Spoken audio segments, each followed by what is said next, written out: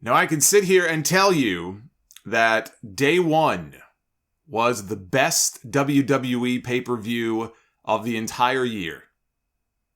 Of course, it was also the only WWE pay-per-view of the year so far. And no, it was not a very good show. But it had its moments. I would say an overall middle-of-the-road show. They were put in a very tough spot because they lost their main event. This was a one-match show going in, and they lost that one match.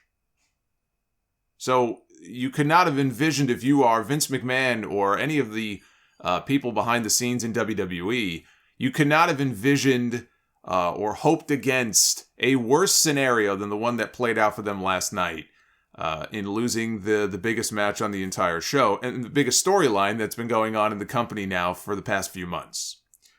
And by the way, they're not called pay-per-views anymore. Oh no. They are called premium live events. That is the new term for these shows. That'll get over about as well as them trying to get people to call it sports entertainment. Good luck with that. Best matches on the show were the opener and the closer. Everything else was mid, as MJF would say. A very mid show. The main event was actually the shortest match on the entire show, and it had 5 people in it. It had 5 people in that match for the championship, and it was the shortest thing on the entire show, but it was all action, which is why I enjoyed it. I enjoyed that main event. But the big story, and the reason that that main event even went down the way it did, is because we found out yesterday, about 2 hours before the pay-per-view went on the air, at a time when people were already filing into the building and taking their seats in Atlanta. And around 6 o'clock in the evening yesterday came the news in the form of a press release and in the form of a tweet from the man himself that Roman Reigns, the biggest star in the entire company, the Universal Champion, was diagnosed with COVID-19. He tested positive for COVID. And the main event between him and Brock Lesnar was canceled. Obviously, Roman was not there. He is at home. He will be home for at least a couple of weeks, I'm sure. But he was off the show. The one person they could ill afford to lose to injury or illness was off the show. And Roman tweeted, "I yearn to perform tonight at WWE Day 1 to defend my Universal Championship. However, earlier today I tested positive for COVID-19. Due to the proper protocols, I am unable to compete as originally scheduled. I look forward to returning to action as soon as possible." Those protocols that he refers to changed this past week when WWE decided that it would no longer require main roster talent to be COVID tested. I guess they're following in the footsteps of the NFL. Even though, and it has to be mentioned here that Roman Reigns has been off the road, I believe, for about 2 weeks. Because they taped SmackDown for Christmas Eve, and then he didn't show at any of the live events this past week. He was one of many people who did not show up at some of the live events this past week as a precaution. But he has not been on the road with WWE for about 2 weeks, so it would not be something that he got from a WWE event, most likely. Even still, the optics of this are terrible, that they stopped testing and then a week later their biggest star tests positive. And, given his medical history, his 2 bouts with leukemia, he's at higher risk than most. I hope he gets well quickly. That's the most important thing. I think he'll be fine, but that's more important than any wrestling storyline or any wrestling belt or anything like that. So all the best to Roman. We need him back on TV as soon as possible. What do I say every week? If anything ever happens to Roman Reigns, oh boy, is this company in trouble. Well, here we are. So get well soon and get back on TV as soon as possible. So that left Brock Lesnar without an opponent. That left him without a match and anything to do. It was bad enough that the people who bought a ticket to go to the show already were not getting the champion. They were not getting Roman Reigns. You couldn't take Brock Lesnar off the show. You got to give him something to do. And what that was inserting Lesnar into the Fatal 4-Way to make it a Fatal 5-Way on the Raw brand for the WWE Championship. Brock is a free agent, As he pointed out again in a promo last night, thanks to his advocate, Paul Heyman, he can pretty much go wherever he wants and wrestle on whichever show he wants to wrestle on. So at least they had that built-in storyline explanation for why he would be inserted into a Raw match, even though we've been watching him on SmackDown now for weeks, ever since he came back. So it became a fatal five-way, and Brock Lesnar is the new WWE champion. He pinned Big E to win the title. And boy, does this guy, he must have it out for the New Day. He must have it out for the New Day. Beating Kofi Kingston in about 8 seconds and took him about 8 minutes to do the same thing, win the same title from Big E. But this only happened because they wanted to give the fans something big, because they lost their main event. That's what I believe. If Roman does not test positive and he's on that show last night and the Fatal 4-Way stays a Fatal 4-Way, then Big E this morning is still the WWE champion. So I believe the only reason we even got the title change on a few hours' notice, it's not like they had a lot of time to map this out, whatever their plans are going to be. The reason it happened is because they wanted to give the fans something special to close out the show. But as I've been saying, Big E was not going into WrestleMania as the champion anyway. So Brock has the belt. I saw video of him taking selfies with fans around ringside after they went off the air. He seems like a totally different person ever since he came back, and ever since we've gotten babyface Brock, and he's smiling and he's been showing off more of his personality. He's cutting more of his own promos now that he doesn't have Paul Heyman with him. He is like a completely different person. It's been fun to watch. He still has that explosiveness. You piss him off, he's going to beat the hell out of you and throw you around. But him being able to kind of open up and come out of his shell and show more of his personality and his charisma, that we saw, quite a bit of in his original run in WWE. Don't forget Mariachi Brock from 2004 when he came out. That was during the feud with Eddie Guerrero, before he put Eddie over and dropped the belt to him at No Way Out. So it's been nice to watch. I saw he was also at the hotel bar after the show with the belt.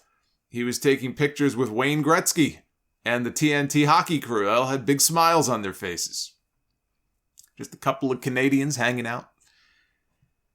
So the key here, though, is that Brock Lesnar was inserted into a match that also included Bobby Lashley. You have heard me talk about this so many times over the years. Why haven't they done Lesnar against Lashley? It's the match that Lashley has wanted for so long. Why have they stayed away from this match for so many years? When are we going to get Brock Lesnar against Bobby Lashley one-on-one?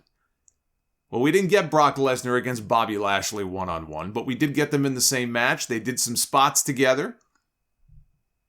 And you'll notice, Brock Lesnar, for all of the suplexes and all of the F5s and all of the destruction last night, did not get any offense, not a single offensive maneuver in on Bobby Lashley the entire match. That's the one guy that Brock did not touch and do anything to. He didn't give him a German suplex. He didn't give him an F5. He didn't do anything to him. They protected Lashley in there, and they did that for a reason. When the match was over, the camera lingered on Lashley in the aisleway, who was eyeballing Brock and giving him the stink eye. So this is not the last that we have seen of these two men. And there's so many different ways that you can go with this. This is not the end of the Roman Reigns, Brock Lesnar, Paul Heyman story, nor should it be. It's the best thing in the entire company. You can't just end it without there being some kind of a decisive conclusion, or if it's a swerve or whatever it is. This story is not over. But as I think about this, I love the idea of Paul Heyman reuniting with Brock, even if it's temporary. Paul Heyman reuniting with Brock, getting the two of them back together, and having Paul Heyman and MVP in dueling promo battles on television leading up to a singles match between Brock Lesnar and Bobby Lashley. That would be fantastic.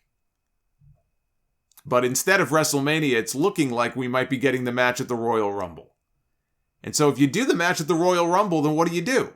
If Brock is going to defend the WWE title, let's say, against Lashley at the Rumble, what happens coming out of that? Now, I think you probably have the Bloodline and or Paul Heyman get involved in some way and cost Lesnar the championship. I could see Brock then entering himself later that night into the Royal Rumble match and winning it.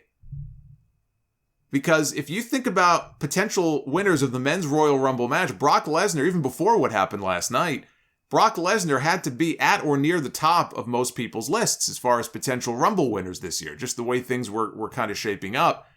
It could still happen. He could lose the title that night and then enter himself into the Rumble and win the entire thing, and that's how we get back on track with Lesnar against Reigns for the other title, the Universal title, at WrestleMania.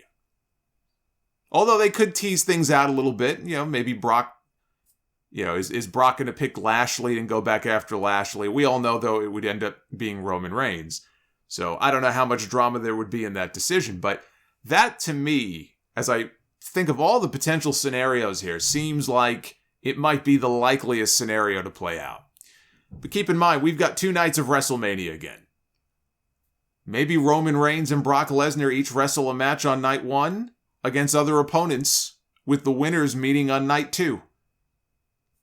Maybe they do something like what New Japan is doing with their Wrestle Kingdom main events, but that seems a little too advanced for the way that WWE thinks about these kinds of things. And maybe, just maybe, they do a unification of the 2 top championships. We're getting 1 title unification in WWE this Tuesday on NXT with the North American title and the Cruiserweight title. We could get an even bigger kind of unification potentially at WrestleMania. 2 titles, unified, 1 champion. Coming out of WrestleMania, and either have the traveling champion or just end the brand split once and for all. They've never been all that loyal to the concept anyway.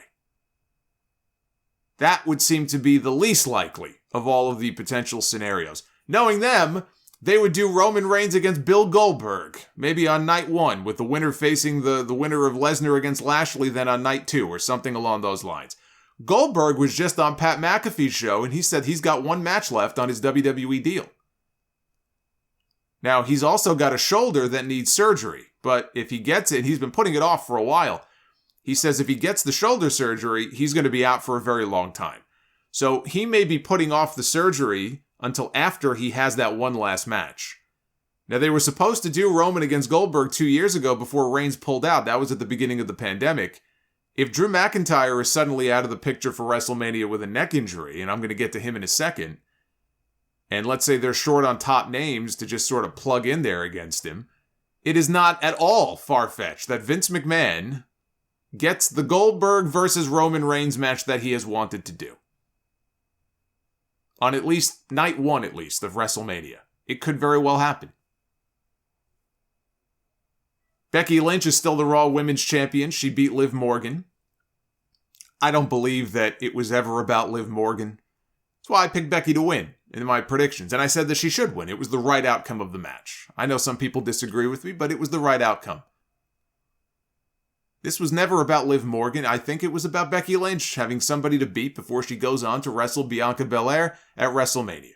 Now, if I'm wrong, and the plan was to have Liv Morgan win, let's say, the Women's Royal Rumble match, and go, which I don't see happening, and go on to WrestleMania to get 1 last chance.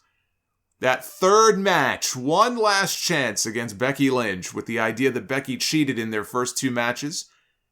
Well, that just went right out the window with that loss last night because of the botch at the end by Becky Lynch. Liv Morgan went for her finish. She went for the Oblivion in the ropes. Becky stopped her, hit a manhandle slam, went for the pin, and she was trying to get her foot on the bottom rope for added leverage. She was too far away. Her legs were too short. She couldn't reach the rope. So she pinned her. Clean. 1, 2, 3. There's no longer any need for a 3rd match. She has now beaten this woman twice. Even Jimmy Smith on commentary, when they showed the replay, and it's not like they were shying away from it, they showed a replay of what happened, and Jimmy Smith said, no, it's a perfectly legal pin.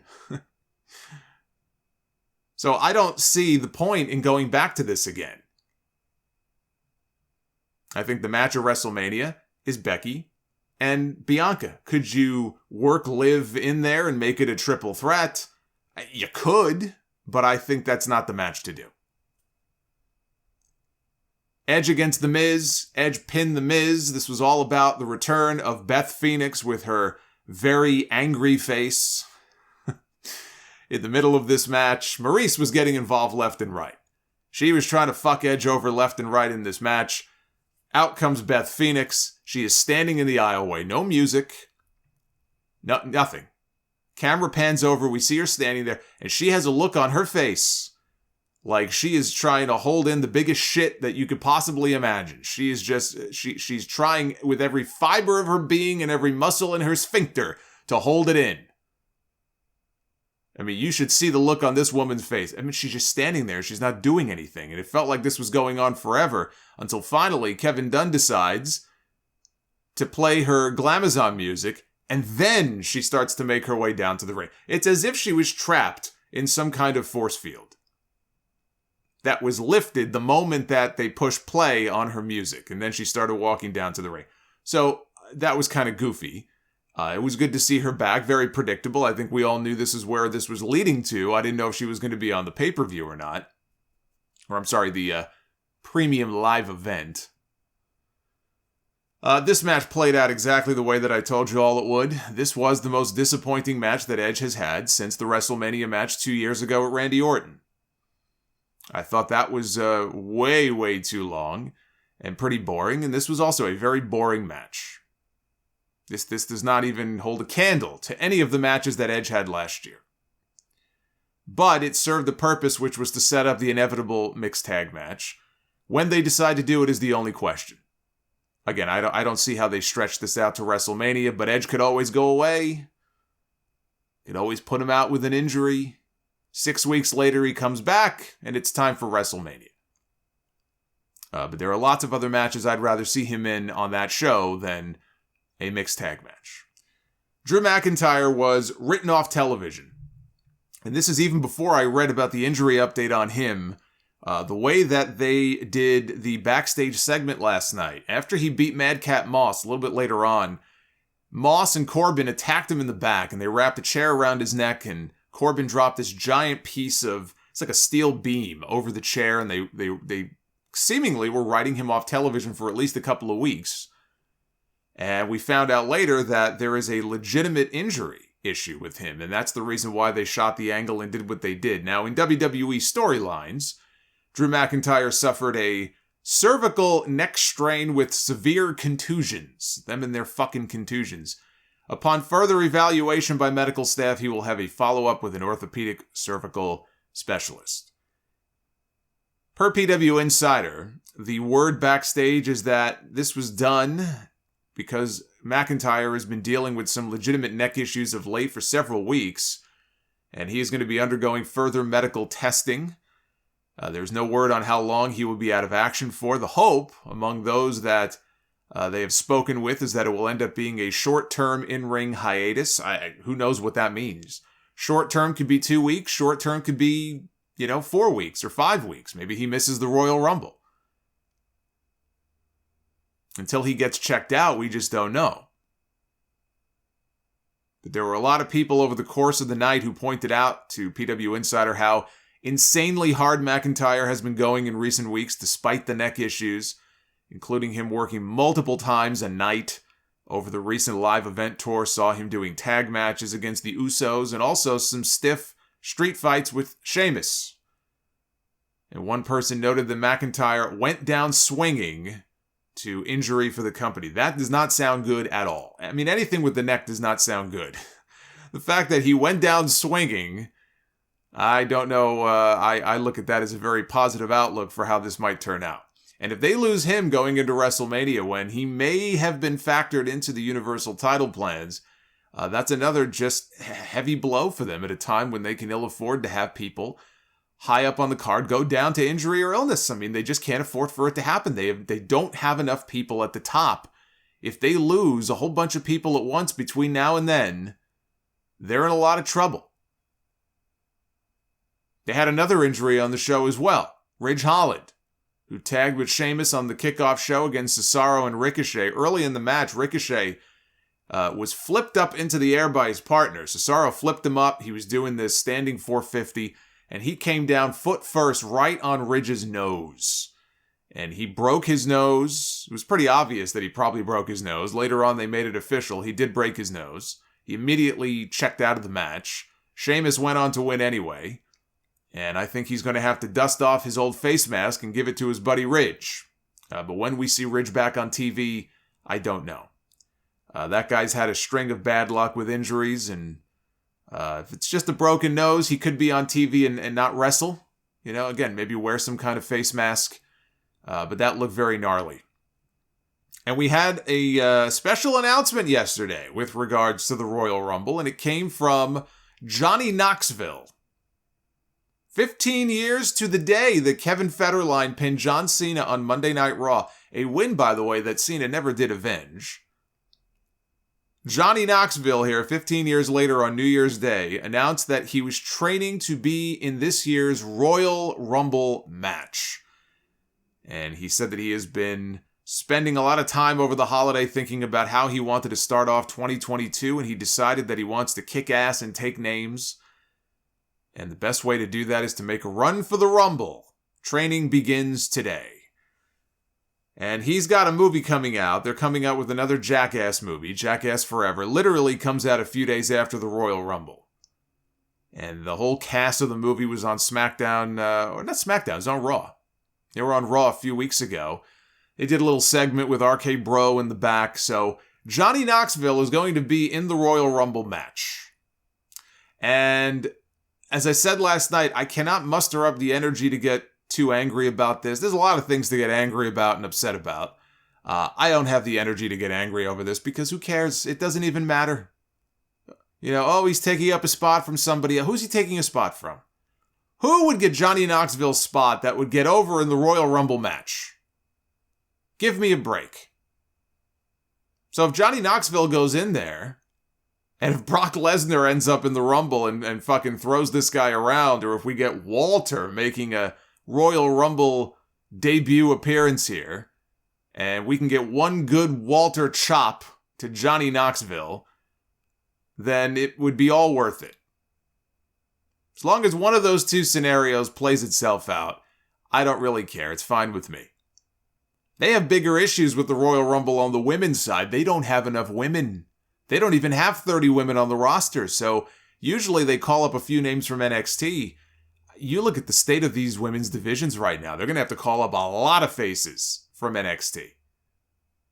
It's going to be a struggle, I think, to fill up that women's Rumble match this year.